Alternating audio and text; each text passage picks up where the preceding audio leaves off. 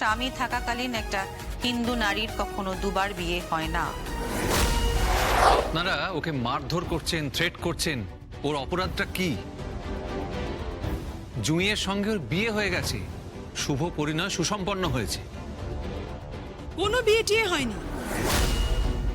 আর 5 দিনের মধ্যে এই বাড়িতে একটা বৈবাহিক অনুষ্ঠান হবে আর জুঁইকে এখানে বউ করে আনা হবে।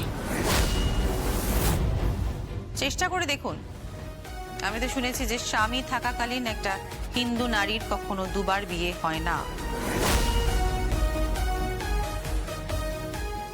মানে হিন্দু ম্যারেজ অ্যাক্ট তো তাই বলে। আপনি চেষ্টা করে দেখতেই পারেন।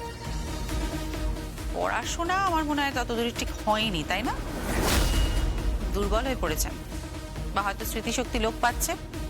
পারলে বরং একটু পড়াশোনাটা করে নিন বা একটু ঝালিয়ে নিন বা ডক্টরও দেখিয়ে নিতে পারেন। আজই ডাউনলোড করুন আর এনজয় করুন আপনার পছন্দের শো।